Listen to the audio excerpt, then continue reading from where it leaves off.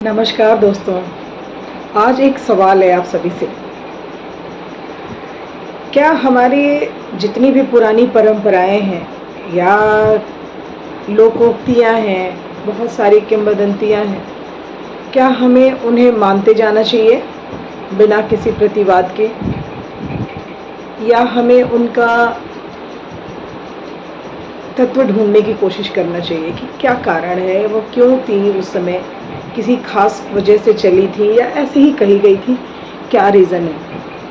चाहिए ना, ढूंढना चाहिए। ये प्रश्न दरअसल दिमाग में इसलिए करके आया कि अभी कुछ दिन पहले मैं बाहर गई थी, तो गोल्ड ज्वेलरी मैंने उतार दी थी अपनी, तो गला भी और गले की चेन वेन सभी कुछ निकाल दिया था कि सुरक्षा की दृष्टि से ये सब चीज़ें ना पहनी जाए तो बेहतर है।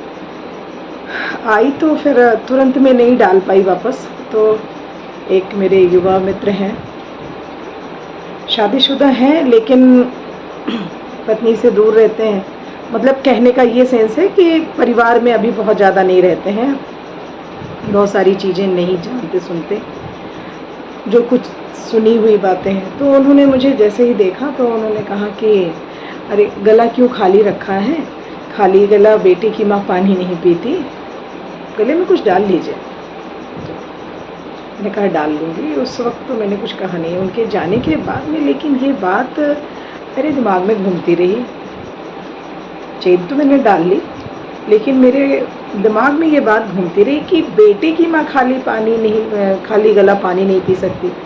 बेटी की माँ में ऐसा क्या कमी है, बेटी की माँ क्यों पी सकती है, तो उसको भी नहीं पीना चाहिए।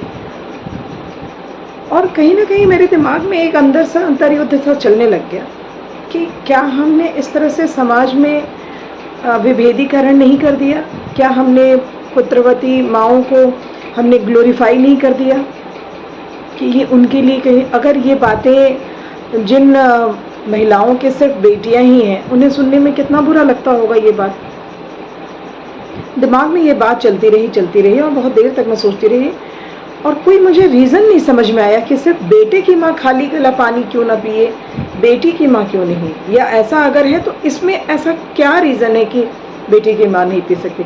अब मैं आप सभी लोगों से भी अनुरोध करूँगी कि अगर आप जो लोग भी जानते हो इस बारे में तो कृपा करके ज़रूर मुझे अवगत कराएं अपने कमेंट से, और ज़रूर मुझे बताएं कि आखिर ऐसी क्या वजह थी।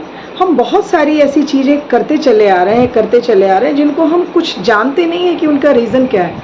बस क्योंकि कहा गया है, घर में बुजुर्गों ने कहा है, इसलिए मानना है और हम मानते चले आ रहे हैं। एक इसी अंधविश्वास की ही बात पर एक कहानी याद आती है मुझे कि एक परिवार में एक शादी थी, किसी कारणवश एक बिल्ली की मौत हो गई, बिल्ली मर गई, और दिन भर के वो जो भी कामकाज में था उसी वक्त दुल्हन को उतारने का टाइम आ गया, मतलब दुल्हन का स्वागत करने का वक्त आ गया।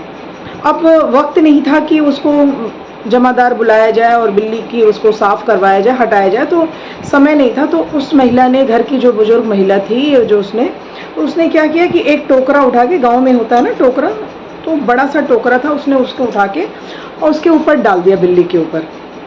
ये जो चीज़ें थी, ये सारे जो क्रियाकलाप जो हो रहे थे, वो डोली में बैठी हुई नववधू ने देखा। और क्योंकि वो नववधू थी तो उस वक्त वो कोई सवाल जवाब या नहीं कर सकती थी, तो उसके देखा उसने कि जब दुल्हन उतारने की बारी आई, मतलब जो आरती उतारते हैं दुल्हन की और जो सारी द्वार पूजा की कराते हैं, गृह प्रवेश की पूजा, वो सारी चीज़ों में उसने इन चीज़ों को देखा और दिमाग में उसके ये बात बैठ गई।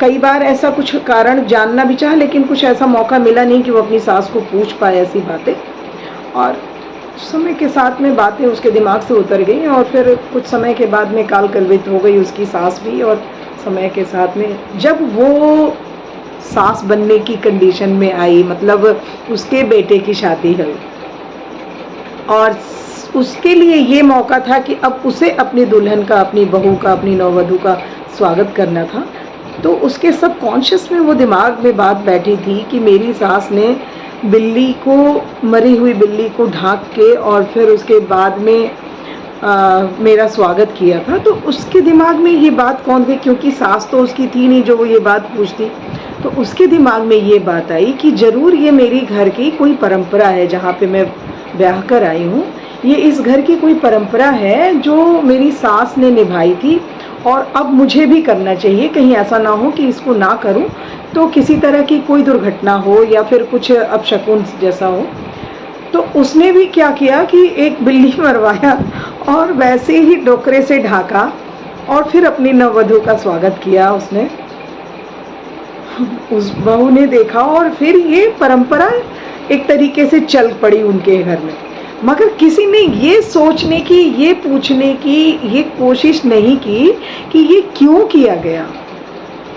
एक बार शायद पूछ लेती तो ये सारी चीज़ें क्लियर हो जाती, मगर नहीं पूछा और ये बात चलती रही उनके घर में।